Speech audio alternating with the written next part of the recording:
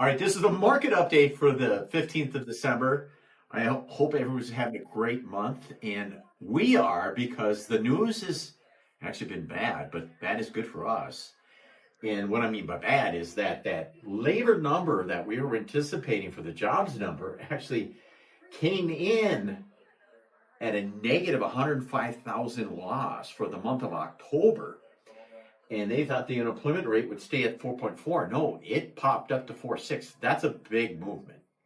And what it's really showing, and actually the Fed Chair Powell said this week that he thinks the job numbers by the Bureau of Labor Statistics is overstating at 60,000 a month.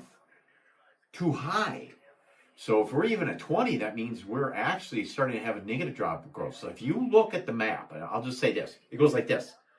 250, 300,000 jobs, and also now we're starting to go underneath the bar, negative, bad. They're late behind the curve. That's the point. They are behind the curve, behind the curve, behind the curve. What else do we got to say about that? Oh, wait a minute. They're worried about inflation, everybody. They're worried about inflation. Here it came out today. They thought that the core CPI year over year was going to be 3.1%. That's hot. They want 2. But it came from 3.1 to 2.7. So it's come that movement from 3.1 to 2.7 is a big movement. Very good. Very good for everybody paying anything out there.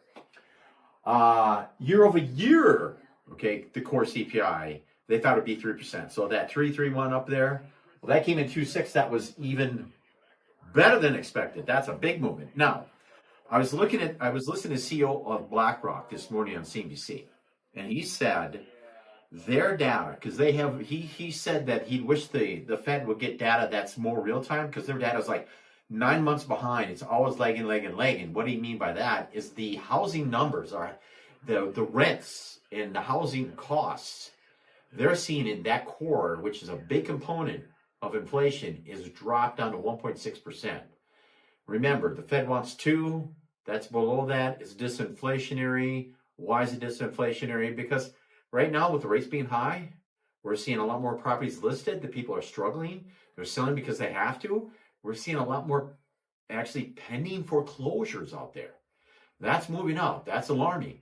So the point of the moral of the story is the Fed really needs to be aggressive on what they're doing. Because remember, even if they cut 25 basis points, which they just did last week, that's minuscule. I mean, you think about it. Why? Because if you take a car payment and you start at, let's say we were getting used to 3% rates, 4% rates, and you jack it up to 8, well, you double the car payment. What they've got to do is find a fine balance with inflation and what the real rate inflation is, because when they move up interest rates, a higher rate equals inflation. Because everybody pays on a payment structure, okay? And that's the point where the Fed has to be more aggressive so that we don't have all these job layoffs through the manufacturing sector, through the auto industry, because, there's a lot of cars sitting on the lots out there. So my hope, 2026, is the movement is to be big and aggressive and quick.